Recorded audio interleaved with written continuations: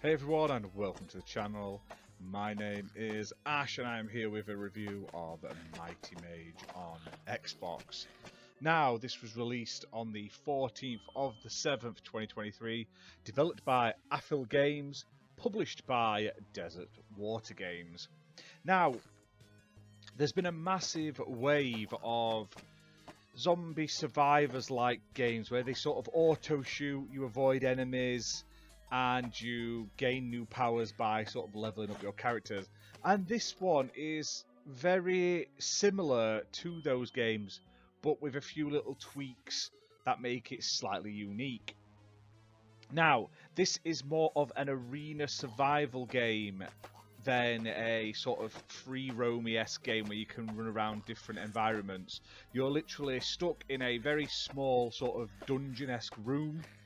And on either side of the room there are portals that open up which teleport you to the other side, which are great to be used when you're in a pickle or you're being like cornered or something like that.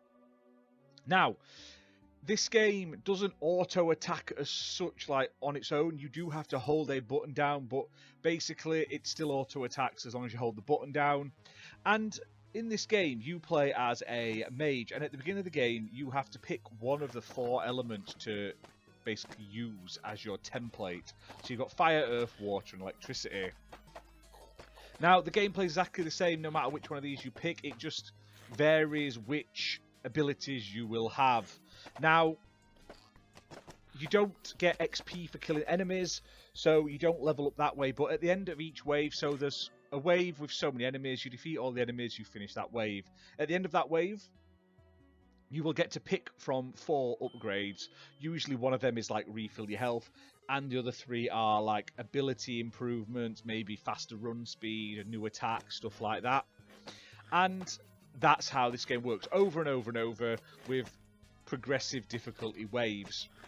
Now, there's no bosses or anything like that, there's no chests to find, there's no shops, which is a little disappointing. It is a very straightforward and simple game. Now, the core gameplay is fun.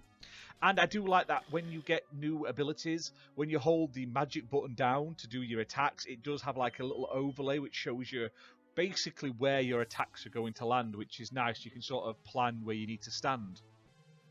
Now, graphically it looks nice. It's got a nice little cutesy art style, pixel 2D, and that's fine. The soundtrack is fine. But the game itself is very shallow in content, so you'll probably get through the entire game in about half an hour and you'll have seen everything there is to see. Obviously there are some achievements for doing certain things, so you may have to replay it a few times just to get the achievements, sort of like kill so many of a certain enemy with a certain weapon type, so like a certain element. But other than that, that's about it. It does say on the screen like what your buffs are and everything like that. And that's it. It's fun, it's okay for a short period of time. Like I say, you'll get an hour or so's worth of enjoyment out of it before it starts to really get stale. It's priced at £4.19, playable on Xbox One and Xbox Series X and S. So definitely check this out if you have basically finished everything there is to do in Vampire Survivors and you wanted something quick and easy to sort of fill that gap, or you just want in an easy 1000 gamer score. But that's it for this video, guys. Hope you've enjoyed it. If you have, hit that like button, hit subscribe, and we'll see you very soon for more content. Bye for now.